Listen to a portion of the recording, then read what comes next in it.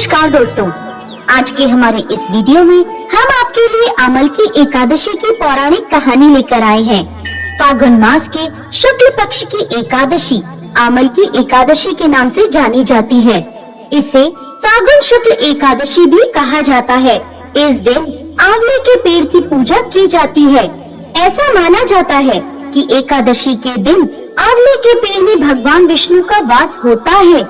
इस अवसर पर देवी लक्ष्मी की भी पूजा की जाती है।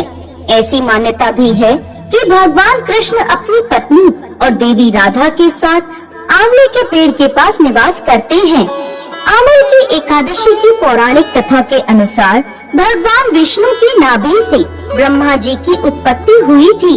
उत्पन्न होने के बाद ब्रह्मा जी के मन में जिज्ञासा हुई कि वह कौन है, उनकी उत्पत्ति कैसे हुई। इस प्रश्न का उत्तर जानने के लिए ब्रह्मा जी पर ब्रह्म की तपस्या करने लगे। ब्रह्मा जी की तपस्या से प्रसन्न होकर भगवान विष्णु ने ब्रह्मा जी को दर्शन दिए। विष्णु जी को सामने देखते ही ब्रह्मा जी की आंखों से आंसुओं की धारा बहने लगी।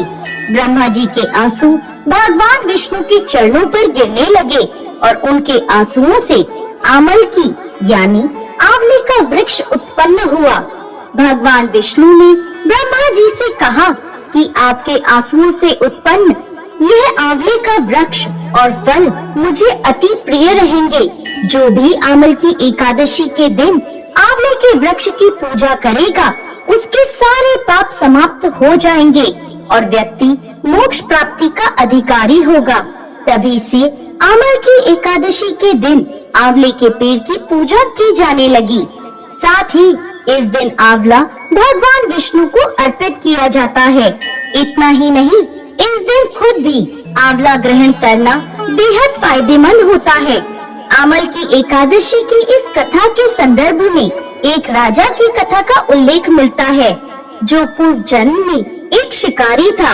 एक बार आमल की एकादशी के दिन जब सभी लोग मंदिर में एकादशी का व्रत करके भजन और पूजन कर रहे थे, तब मंदिर में चोरी के उद्देश्य से वह मंदिर के बाहर छुपकर बैठा था। मंदिर में चल रही पूजा अर्चना देखते हुए वो लोगों के जाने का इंतजार कर रहा था। अगले दिन सुबह हो जाने पर शिकारी घर चला गया। इस तरह अनजाने में शिकारी से आमल की एकादशी का व्रत हो गया। कुछ समय बाद शिकारी की मृत्यु हुई और उसका जन्म राज परिवार में हुआ। यही कारण है कि सभी एकादशियों में आमल की एकादशी का विशेष महत्व है। इस तिथि के महत्व को बताते हुए भगवान श्री कृष्ण ने गीता में कहा है, मैं वृक्षों में पीपल तथा तिथियों में एकादशी हूँ। एकादशी तिथि मनुष्यों के लिए कल्याणकारी है। आमल की एकादशी की महिमा को बताते हुए श्री कृष्ण कहते हैं, जो व्यक्ति स्वर्ग और मोक्ष प्राप्ति की कामना रखते हैं उनके लिए यह एकादशी अत्यंत श्रेष्ठ है।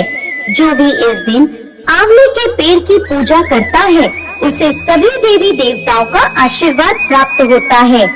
जय श्री हरि विष्णु।